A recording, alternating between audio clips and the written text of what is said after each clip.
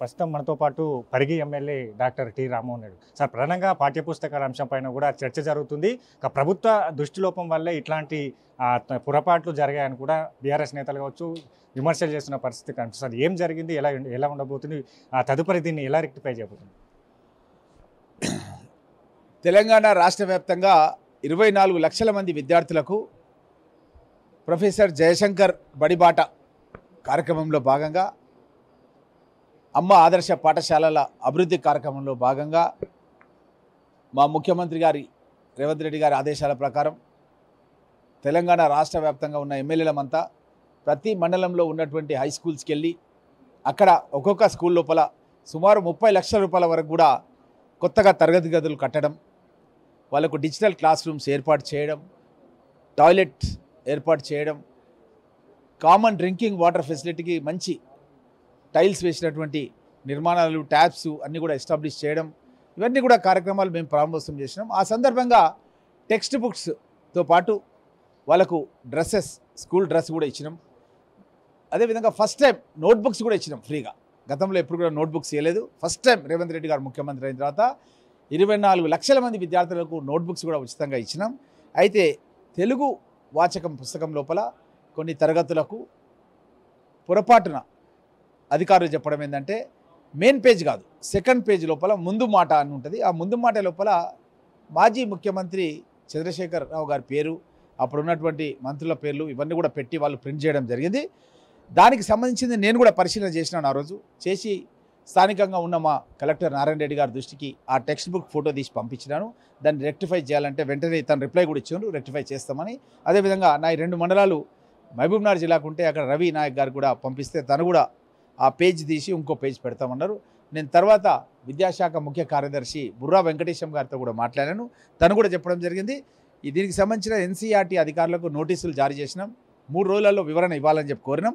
ఆ వివరణ వచ్చిన తర్వాత తగు చర్యలు కూడా తీసుకుంటామని చెప్పి బుర్రా వెంకటేశం గారు కూడా చెప్పడం జరిగింది. ఇది మనం ఏ విధంగా ఆలోచన చేయాలంటే, మనం ప్రజాధనం ఎక్కడ కూడా దుర్వినియోగం చేయడం లేదు.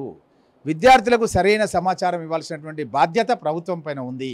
కాబట్టి వాళ్ళకు సోషల్ స్టడీస్లో కొన్ని క్వశ్చన్స్ కూడా ఉంటాయి. తెలంగాణ రాష్ట్ర ముఖ్యమంత్రి 3వసారి గెలిచిన వ్యక్తి ఎవరంటే పొరపాటున వాళ్ళు చంద్రశేఖరరావు అని రాసే అవకాశం ఉంటుంది.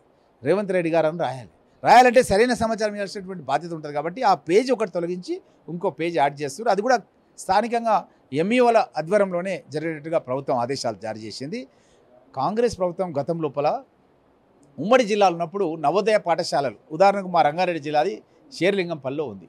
ఆ తర్వాత మన్మోహన్ సింగ్ గారు ప్రధానమంత్రి అయిన తర్వాత దేశవ్యాప్తంగా మోడల్ స్కూల్స్ ఏర్పాటు చేసినాం. అప్పుడు ఈ మోడల్ స్కూల్స్లలో ఇంగ్లీష్ మీడియంలో విద్యా బోధన, ఇంటర్మీడియట్ వరకు గర్ల్స్కి హాస్టల్ ఫెసిలిటీ కూడా పెట్టే విధంగా దేశవ్యాప్తంగా ఏర్పాటు చేసినాం. నేను గతంలో 14లో ఎమ్మెల్యే ఉన్నప్పుడు కొన్ని పాఠశాలకు వెళ్ళినప్పుడు మోడల్ స్కూల్స్లో ఇంగ్లీష్ మీడియంలో 9వ తరగతి 10వ తరగతి చదివే విద్యార్థులు అనార్గళంగా మాట్లాడుతున్నారు. అంటే అంతర్జాతీయ స్థాయిలో ఉద్యోగాలు కానీ విద్య కానీ అభ్యసించే విద్యార్థులను, గ్రామాల్లో ఉండే పేద విద్యార్థులను కాంగ్రెస్ పార్టీ తయారు చేసింది. మా ముఖ్యమంత్రి గారు ఇంకొక అడుగు ముందుకేసి తను పిసిసి అధ్యక్షులుగా ఉన్నప్పుడు యువ వికాసం అనే కార్యక్రమాన్ని ప్రకటించిండు. 6 పథకాల్లో భాగంగా ఈ యువ వికాసం కార్యక్రమంలో భాగంగా ప్రతి మండలంలో కూడా అంతర్జాతీయ స్థాయి పాఠశాల ఏర్పాటు చేస్తాం. అక్కడ ఇంటర్మీడియట్ వరకు విద్యా బోధన అంతర్జాతీయ స్థాయిలో చేస్తాం.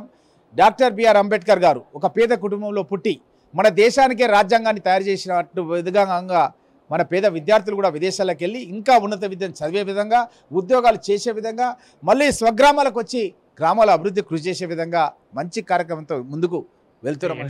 ఎన్సీఆర్టీలో కొంతమంది అధికారులు కావచ్చు, విద్యాశాఖలో కూడా కొంతమంది అధికారులు బీఆర్ఎస్ హోల్డర్స్ ఉన్నారు. వాళ్ళ తప్పిదం వల్లనే ఇది జరిగిందని కూడా ఒక వార్తలు వినిపిస్తున్నాయి, చర్చ జరుగుతుంది. ఇది ఎంతవరకు నిజం అంటారు? ఇట్లాంటి ఉంటే ఏం చేయబోతుంది? అధికారులు ఎవరైనా సరే ఈ పొరపాట్లకు బాధ్యత ఎవరైతే ఉంటారో వాళ్లకు మేము నోటీసులు జారీ చేసినాం. వాళ్ళు 3 రోజులలో రిప్లై ఇవ్వాలని చెప్పి కోరినాం. రిప్లై రాగానే ఎవరు అధికారులు ఉన్నా సరే ఆ యొక్క రిప్లైని చూసి వారిపైన తగు చర్యలు తీసుకోవడం జరుగుతుంది. ప్రధానంగా కేసీఆర్ సంబంధించి కూడా ఈ మాజీ మంత్రి సబితా ఇంద్రారెడ్డి వ్యాఖ్యలు చేస్తున్నారు. పాలనపైన దృష్టి పెట్టాలి, కేసీఆర్ ఫోటో తొలగించడు కాదు. సోషల్లో కూడా కేసీఆర్కి సంబంధించి రాష్ట్రానికి ఏ విధంగా రాష్ట్రానికి ప్రత్యేక రాష్ట్రం తీసుకొచ్చిందో ఒక పాఠ్యాంశం ఉంది. దాన్ని తొలగించేందుకు కూడా కాంగ్రెస్ పార్టీ కుట్ర చేయబోతుంది అన్నట్టు వ్యాఖ్యలు చేస్తారు.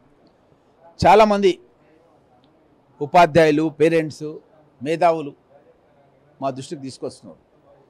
మన రాష్ట్రాన్ని 7 లక్షల కోట్ల రూపాయల అప్పుల ఊబి లోపల దివాలా తీసినటువంటి వ్యక్తి ఎవరంటే కె చంద్రశేఖరరావు గారు. అలాంటి వ్యక్తి పాఠ్యాంశం ఉంటే విద్యార్థులు కూడా చెడిపోయే ప్రమాదం ఉంటుంది భవిష్యత్తు లోపల. ఎందుకంటే ఫోన్ ట్యాపింగ్ చేయడం, హైకోర్టు జడ్జిల ఫోన్లు ట్యాపింగ్ చేయడం, సినిమా హీరోయిన్ల ఫోన్లు ట్యాపింగ్ చేయడం, ఉన్నతాధికారుల ఫోన్లు ట్యాపింగ్ చేయడం, ప్రతిపక్ష శాసనసభ్యులై అడ్వకేట్లై ఫోన్లు ట్యాపింగ్ చేయడం అనేది దేశంలో మనం ఎక్కడ కూడా వినలేదు. దానిపైన హైకోర్టే సుమోటోగా కేసు బుక్ చేసింది. మేం చేయడం కాదు, హైకోర్టే సుమోటోగా చీఫ్ జస్టిస్ గారే బుక్ చేసి దానిపైన విచారణకు ఆదేశించారు. ఆ విధంగా విద్యుత్ కొనుగోళ్ళలో కూడా జస్టిస్ నరసింహారెడ్డి గారి జ్యుడిషియల్ కమిటీ అనేది ఆల్రెడీ నిర్మాణమై నోటీసులు కూడా జారీ చేసింది. అధిక రేట్లకు విద్యుత్ కొనుగోలు చేసిరని చెప్పి, స్థానికంగా విద్యుత్ అవైలబుల్ తక్కువ రేట్లకు ఉన్నా సరే. అదేవిధంగా కాళేశ్వరం పైన కూడా ఘోష్ గారి జ్యుడిషియల్ కమిషన్ ఆల్రెడీ నోటీసులు జారీ చేసింది ముఖ్యమంత్రి గారికి. ఇలాంటి వ్యక్తి గురించి మనం పెద్దగా మాట్లాడుతూ, వారి గురించి మంచిగా మాట్లాడుతూ పెడితే విద్యార్థులను కూడా తప్పుదోవ పట్టించడం వాళ్ళం అవుతామని చెప్పి చాలామంది మా దృష్టి తీసుకొచ్చారు. కానీ ఇప్పటివరకు ప్రభుత్వం ఇంకా దాని మీద ఎలాంటి నిర్ణయం తీసుకోలేదు. ప్రధానంగా కేసీఆర్ పైన ఇప్పుడు విద్యుత్ సంబంధించిన అంశాలు కావచ్చు, ఫోన్ ట్యాపింగ్ కావచ్చు, కేసులన్నీ కూడా కేసీఆర్ పైన కేసులు నమోదు అవుతూ వస్తున్నాయి. ఏం చేయబోతున్నారు, అరెస్ట్ చేయబోతున్నారు? ఈ కేసుల పైన నివేదికలు రావాలి, నిర్ధారణ కావాలి. ఆల్రెడీ హైకోర్టు కూడా తీసుకున్నది దాన్ని సుమోటోగా. ఈ కోర్టు పరిధిలో ఉన్నటువంటి అంశం కోర్టే డిసైడ్ చేస్తుంది. చట్టం తన పని తను చేసుకుంటూ పోతుంది. వాళ్ళు ఏ విధంగా నిర్ణయం చేస్తే దాని విధంగా చర్యలు కూడా కోర్టే తీసుకుంటారు.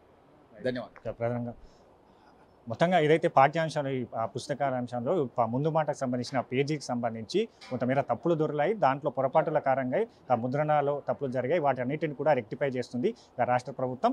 కేసీఆర్కి సంబంధించి కూడా సోషల్లో ఉన్న పాఠ్యాంశాన్ని కూడా తొలగించేందుకు ప్రభుత్వం సన్నాహాలుగా ఉంది. ఇప్పటికైతే ఇలాంటి నిర్ణయాలు తీసుకోలేదు. భవిష్యత్తులో ఇట్లాంటి పాఠ్యాంశాలు చేరితే ముందు రాబోతున్న యువతకు సంబంధించి కూడా తప్పుదో పట్టించే అంశాలను కూడా పాఠ్యాంశంగా మారే అవకాశం ఉంది. కాబట్టి దాన్ని కూడా తొలగించేందుకు ప్రయత్నం చేస్తామని రామ్మోహన్ రెడ్డి గారు చెప్తున్నారు. కెమెరా పర్సన్ మనోజ్తో కలిసి హరీష్, అమ్మా న్యూస్, హైదరాబాద్.